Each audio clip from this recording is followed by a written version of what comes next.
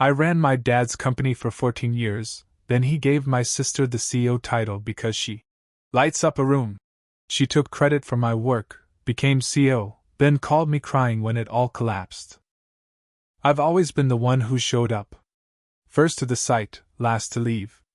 14 years of keeping Matthew's construction together behind the scenes, while my dad, the founder, played the face of the brand, and my younger sister Clara, well, she only joined last year. No experience, no credentials, just a marketing certificate and a loud laugh that filled rooms. So when Dad called a leadership meeting last Thursday, I expected a status update or maybe a preview of our year-end projections. What I didn't expect was his announcement. Clara will be stepping in as CEO effective January. Just like that. My ears rang. I thought maybe I'd misheard him, but the applause that followed was real. Polite. Confused. The room shifted into a strange silence, all eyes landing on me. I don't know how long I waited before I asked, "Why, Clara?" Dad gave a soft chuckle, like I was being a poor sport. "You're great at what you do, Ethan. But Clara, she's better with people." Better with people. He said it like it was obvious. Like I hadn't been managing crews, contractors, clients, disasters, vendors, and overtime crises since I was 24. Like my entire reputation wasn't built on solving human problems. I nodded slowly, letting the weight of it sink in. 14 years of missing birthdays, of answering work calls during vacations I never took, of keeping my dad's mistakes off the books and making sure Clara never saw the cracks. Now I was being told I wasn't CEO material because Clara could light up a room. I didn't speak for the rest of the meeting. Didn't need to. Something inside me had shifted. I wasn't angry, not yet. I was quiet. Observing. Like someone realizing they'd been living in a house slowly filling with gas. That night, I didn't even go home right away. I sat in my truck, staring at the gravel lot behind our headquarters. The floodlights glared against the concrete like they were daring me to pretend this place still meant something to me. I thought about the birthday Clara forgot last year. About the time she lost the company tablet at a hotel and blamed IT. About how I trained her on procurement workflows and she told everyone she streamlined the system. I thought about the dog I gave away because I couldn't get home at a decent hour. About Mom's funeral, where I left the burial early to meet a supplier because we were over budget and behind schedule, and Dad told me, "You're the only one I can count on." That was always the theme, wasn't it? You're the only one I can count on. You're the only one who understands. You're the only one who can fix this. But now that it was time for a crown, Clara got it, because she was better with people. Fine. I stopped tracking my overtime that night. I stopped responding to emails after 6. I stopped staying late, stopped skipping lunch, stopped rearranging my life around emergencies that were never mine to own. And I started planning. Quietly. Carefully. Like someone who knew the house was full of gas, and was finally ready to open a window. 2 weeks after Clara's coronation, I stopped staying late. My keycard still beeped at 7:58 a.m. sharp, but by 4:59 p.m. I was gone. No more. Just one more thing. At my desk. No more fixing screw-ups and silence. I became exactly what my job description required, nothing more. At first, no one noticed. Clara was too busy redecorating her office and asking marketing to update her bio on the company site. Dad was in meetings with investors, proudly announcing our new generation of leadership. I drank my coffee, filed my reports, nodded when spoken to.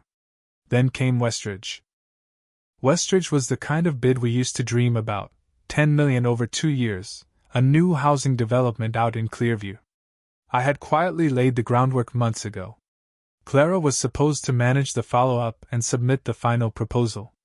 Only, she forgot the pre-bid walkthrough. Missed the deadline by 48 hours. No walkthrough, no eligibility. We were disqualified. When Dad found out, he called me into his office like a kid sent to the principal. "You knew about Westridge," he said, voice low and tight. Yes, I said evenly. You didn't remind Clara? You didn't think to follow up? I blinked once. Wasn't my project. He stood. You've always had her back, Ethan. Always. Why stop now? I didn't stop, I said. You changed the rules. His eyes darted over my face, trying to read something that wasn't there. Anger, maybe? Or guilt. But I felt neither. I'm not the fixer anymore, I added. I work 8 to 5. That's what I'm paid for. Dad leaned back, jaw tight. You're punishing her. No, I said. I'm just doing my job. The one you decided isn't CEO material. He didn't have a response. And I didn't need one. The fallout from the Westridge debacle was bad. Investors weren't happy. Our bid loss was public, and the rival firm posted a subtle dig on LinkedIn about timely communication and preparedness. Inside the office, things shifted. People started triple-checking Clara's calendar.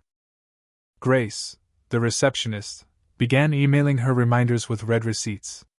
A few department heads started copying me on correspondence again, just in case. I said nothing. I just kept doing exactly what I was told. Nothing more. Nothing less. Meanwhile, I was slowly cleaning house. Updating my resume. Removing personal files from my company computer. Reaching out to former colleagues who'd left for greener pastures. I didn't post on LinkedIn. Didn't make noise. I just laid bricks in the background, building an exit ramp only I could see. It's funny. When you stop trying to prove yourself, people start showing you exactly who they are. Clara became more defensive. More performative.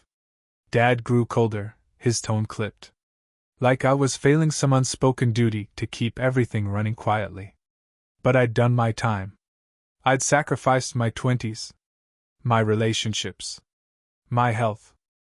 And now, the people who dismissed me wanted the results of my loyalty without offering me any in return.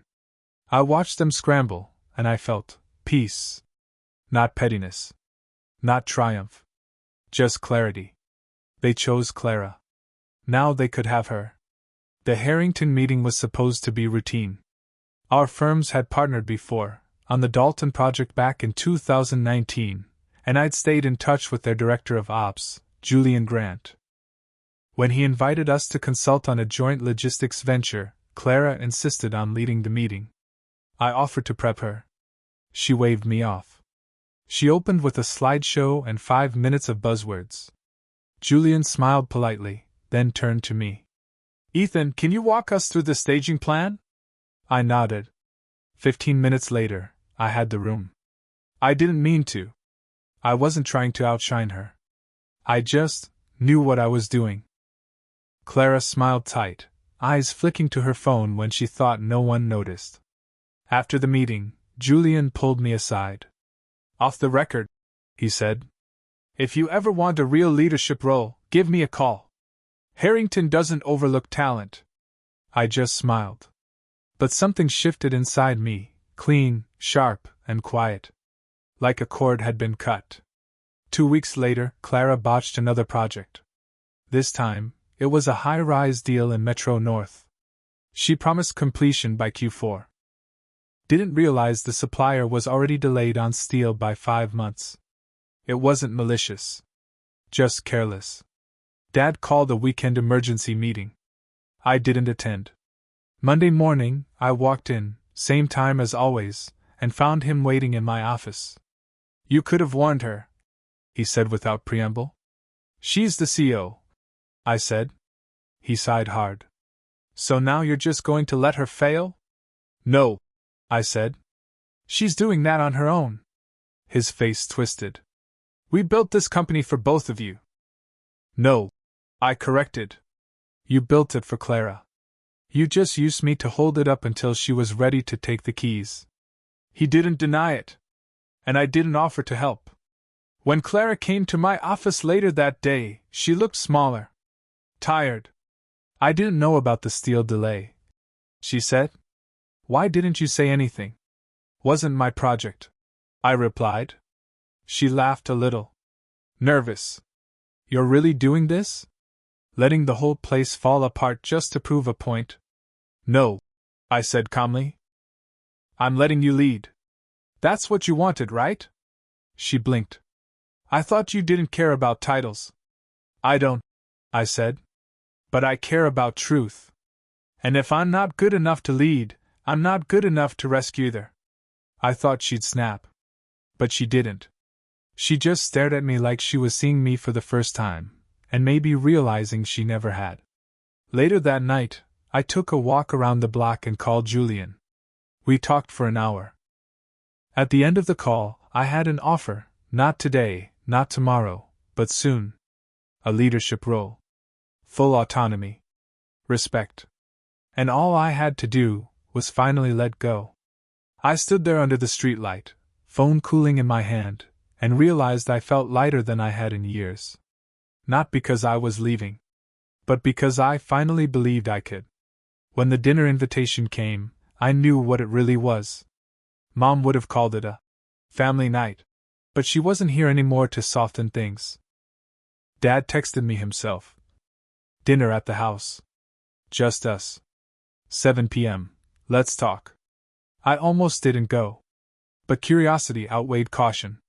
When I arrived, the table was already set, cloth napkins, the good china, even the roast she used to make on holidays. Clara was dressed like she was heading to a board meeting, and Dad was uncharacteristically quiet, pouring wine with hands that looked older than I remembered. We ate in silence for the first few minutes. Then Dad cleared his throat. We made a mistake. Clara glanced at him, surprised. I said nothing. We moved too fast naming Clara CEO. He continued. And we should have considered more than just presentation. It wasn't an apology. Not exactly. But it was the closest he'd ever come. Clara nodded, folding her napkin. We want to make it right. Dad pushed a folder toward me. Inside was a proposal. Co-CEO. Equal share. Revised equity. Profit incentives. We need you, Ethan, he said. The company needs you.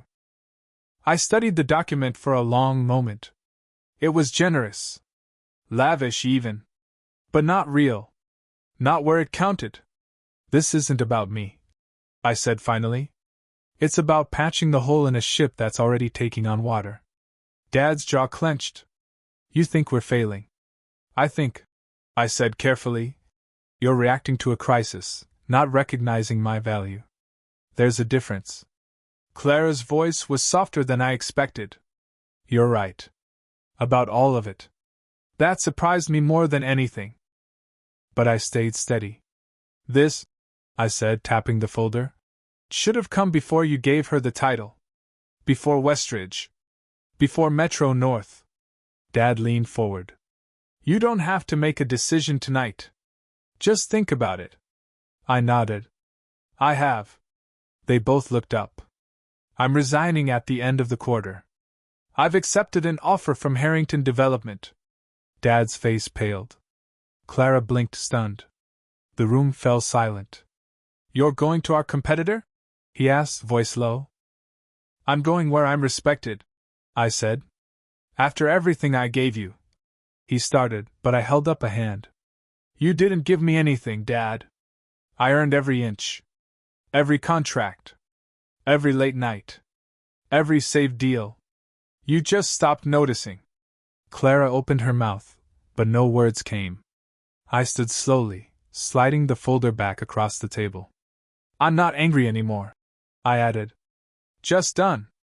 I walked out before they could reply. Not out of spite, but to protect the peace I'd finally found. Outside, the night was quiet. Cool air, open sky. My phone buzzed with a message from Julian.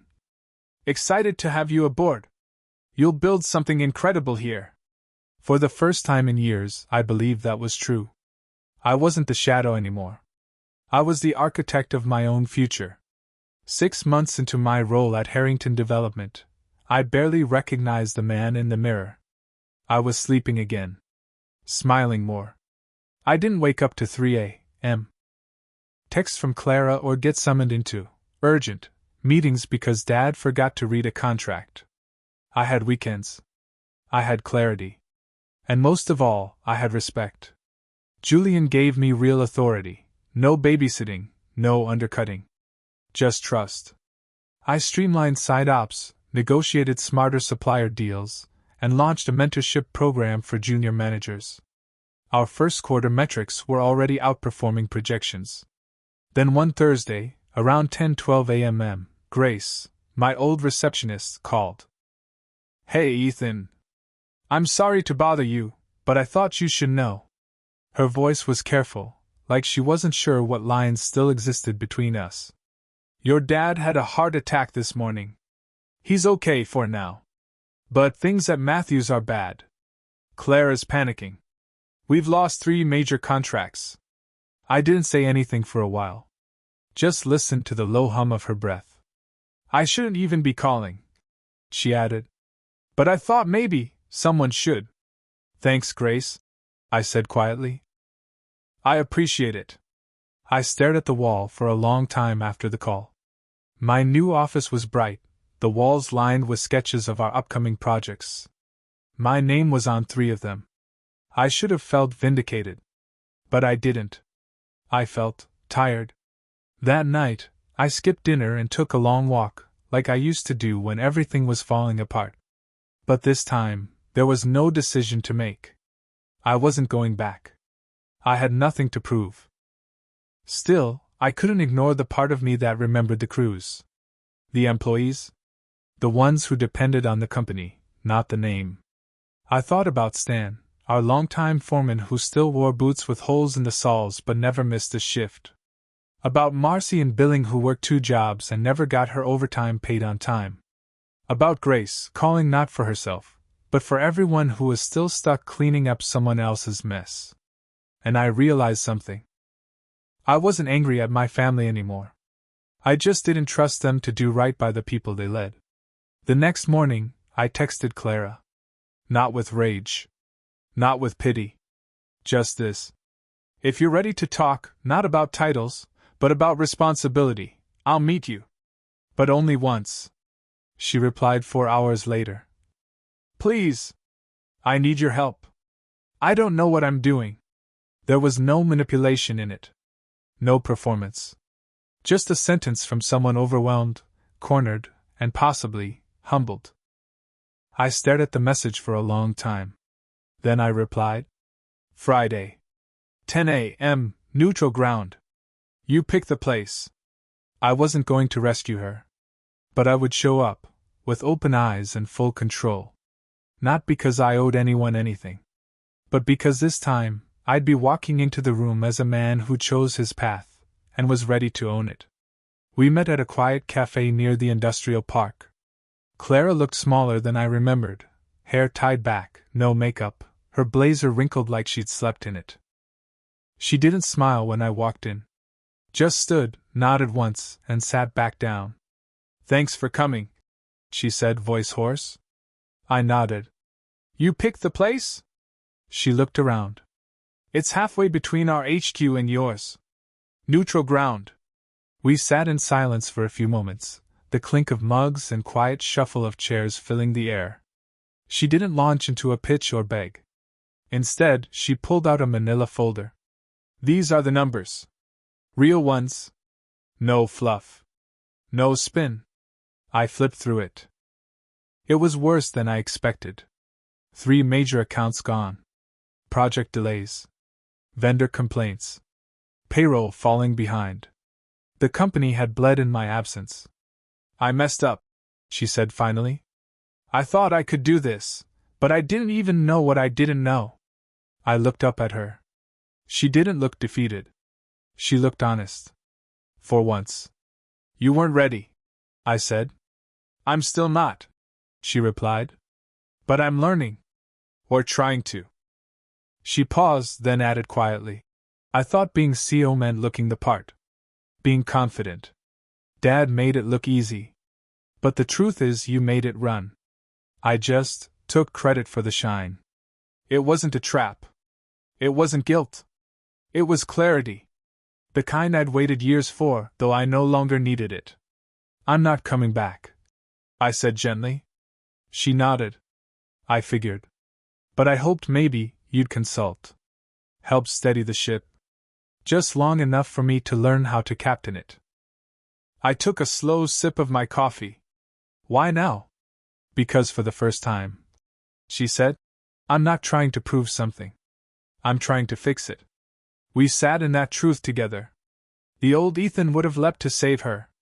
Would have sacrificed sleep and sanity and balance to patch her mistakes. But I wasn't that person anymore. I didn't need their validation. I didn't need to be the crownless king holding the empire together from behind the curtain. I had my own empire now. And that was the real win. Not revenge. Not recognition. Freedom. The power to choose. I agreed to consult, on one condition: full transparency, no family leverage, and I would walk the moment it crossed the line. She agreed immediately. And just like that, something shifted, not just between us, but within me. Because helping her now wasn't about rescuing the company. It was about standing in my own worth and saying, I get to decide. Not them. Not the past.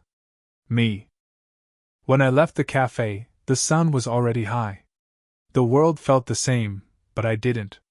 For the first time in 14 years, I wasn't under anyone's shadow. I was walking in my own light.